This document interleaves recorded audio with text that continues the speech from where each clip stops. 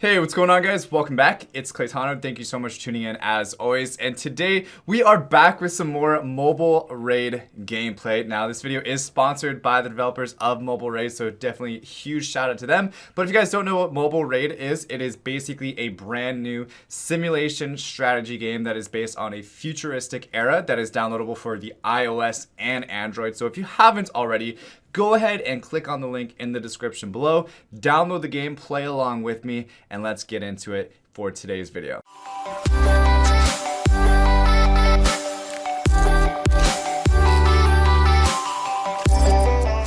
Alright guys, so this is going to be the second video of a two-part video series for Mobile Raid. So if you haven't already seen the first episode, make sure you guys check that out. You can either check it out right now, pause the video, go over to that one, and then come back to this one, or you can wait till the end of this video and go check it out afterwards. Either way, it's up to you. But in the previous video, we actually talked about a lot of really important things, such as the different types of heroes that Mobile Raid actually has to offer. And guys, keep in mind, these heroes aren't just for show, even though a lot of them have some really nice artwork. They actually have a lot of use in battle because they'll either speed up your troops, give you more armor, defense, and stuff like that. So they're definitely really useful to have, and one of the most important things in the game. But to avoid from going over some stuff that we already went over in the previous video, again, just make sure you guys watch that. I did actually tell you guys a little bit about the different types of troops that you guys can build in Mobile Raid, but what I didn't go over was actually how to get some of the more better ones that you guys will see here. When you click on produce, you'll have ones that are actually locked and they have an S rank.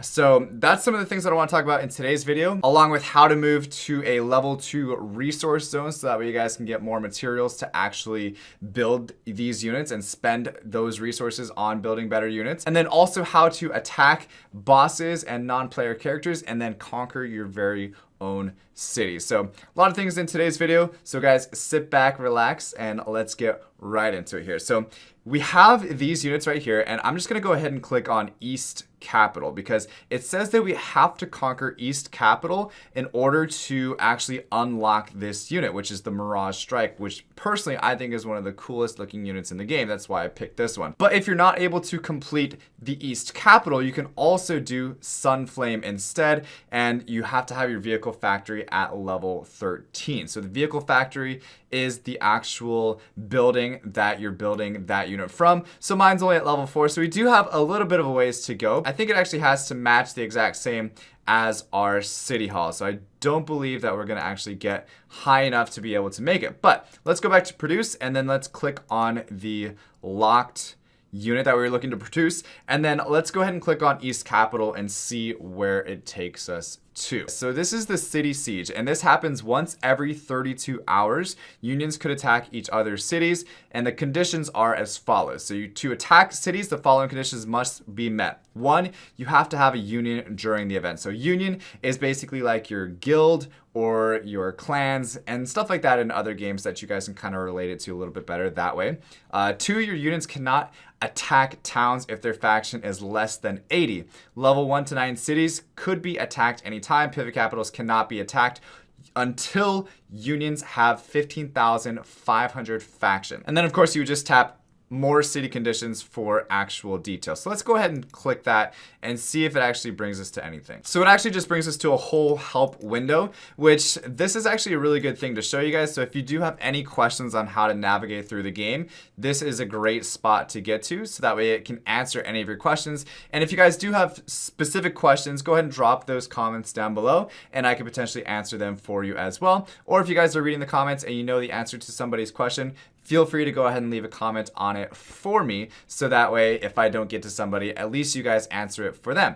So let's go back now and let's click on the rules to see exactly what we're looking at. So according to your level, you actually have different amounts of waves of battle. So the higher level that you are, or your union is, the more waves that you're actually going to have. So each wave is of the same difficulty. When progress reaches 0%, the city will be yours, which kind of makes sense. So basically once you defeat them, it turns into your city. So players can attack cities alone or rally allies, no distance limit. Each level has certain defense points to boost stats for all defending soldiers. It could be reduced effectively with vehicles. So I'm not going to go through all the rules, but as you guys can see, there's a long list of different things that you have to kind of abide by with your allies, or maybe without your allies, in order to fight in the city siege, which you can see happens in about 30 minutes from now. But it's a really great way to play with your friends, collaborate, and also kind of show off your skills a little bit in battle. You're also going to have different city skills, as you guys can read through here. There's a ton of different skills that your city will have, and city boosts, of course, to make yourself even stronger throughout the city siege. So this is the main thing that we need to kill in order to unlock that other unit. So if we click invade, let's see what it takes us to. So I'm gonna go ahead and click invade, and then what I personally do, which is mainly just because I've kind of started the game along with you guys, and we're kind of starting this together. And if you guys, again, haven't already downloaded the game, make sure you guys click on that link below in the description, download it, at least take a look at it, click on the link, try it, check it out. If it's something for you, great. If not, don't worry about it, but definitely try it out and play it along with me. So let's go ahead and just click quick select, and that's going to bring up my 3 heroes for me that it thinks is the best option for me. And then it's also going to show the units that I can actually bring into the invasion. I'm going to go ahead and click March. I don't know if I'm actually going to be good enough to beat this or not, but I'm going to go ahead and speed it up because you can see that it has a very long march time, which is almost an hour and 40 minutes. But I'm going to go ahead and speed it up. We can't do anything below 2 minutes, it looks like. So I'm just going to go ahead and kind of let it do its thing for 2 minutes. All right, so we're about now down to just 30 seconds left. I know time flew. I just kind of clicked my fingers, clap my hands. I was gonna say clap my fingers, but I just instead tap my foot. But anyway, so we're about 15 seconds now. Look at that, time just flies. And I'm really curious to see actually if we're going to be able to win. I personally don't think that we're gonna be able to beat this on the first try. I would assume. Anyway, 2 seconds. 1 second. Easy breach. Easy breach. It was a complete win. Okay, so East Capital City level 3 has been conquered. Our union has gained 500 force points and is now 1 step closer to becoming a grand union. Unlock function, elite training, available special units, Mirage Strike. So we did it just like that, just exactly what we were looking to do. But you could see that for each unit that is locked, there's different types of invasions that you guys need to accomplish. So let's take the Deathwalker, for example. You have to complete the Arrival or the Liberation City. You have to kill those cities in order to start creating those Deathwalkers, which again, I think this is one of the coolest units in the game as well, in my opinion, but there's a ton of different other ones that are super awesome looking. All right, so the next thing, as promised, I was gonna teach you guys how to move to a level 2 resource zone. So what I'm gonna do is I'm gonna click on this map here in the bottom left corner of the screen. It's gonna bring me to my normal area here, but I'm gonna go even farther out into the worldwide zone and click on that. It's gonna bring me all the way back to basically the world map where you can see all these different types of things. So resource zone are divided into 3 levels. You can research sub-base to relocate your base to a richer resource zone, allowing you to benefit more from occupied land. You can also look for the positions of your allies, your bases, sub-bases, and fortresses on the world map, check for detailed information about the world, or even monitor the state of city wars. Okay, so you could do a lot from this world map, but again, I just want to get to that level 2 resource zone. So I clicked on resource zone. I'm gonna go ahead and click on the level 2 resource zone, which is this greenish area. All right, so we're not gonna be able to completely move to a level 2 resource zone in today's video. I have been playing a lot, but as you guys can tell, you can't just beat this game overnight. So I'm gonna go ahead and click on this resource zone and just kind of tell you guys what needs to happen. So what you're gonna do is scroll down to the bottom and you'll see sub base. It works like Fortress, except that it can transfer home base. So you'd actually transfer your home base all the way into this level 2 resource zone. Again, there's a lot more resources here. You'll gain them faster and you'll be able to produce more troops and more units a lot quicker because you'll have more resources from it.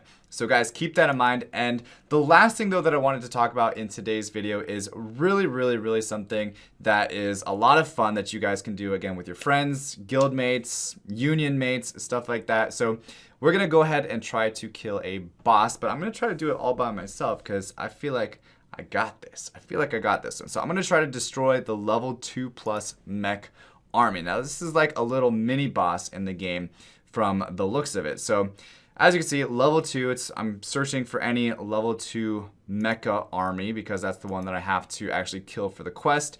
And it found one, which is right here. So level 2 mecha army spider. Target soldiers is 8,000 soldiers. So you need to have like 8,000 soldiers to officially like, you know, be able to kill this according to what the game recommends.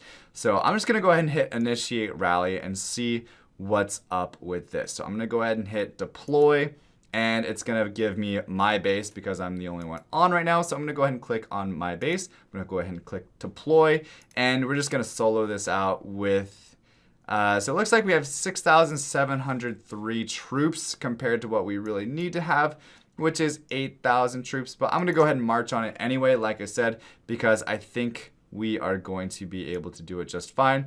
Now, this is when all of your other union mates will jump in to the rally, so that way they can kind of help you defeat this level 2 mecha army.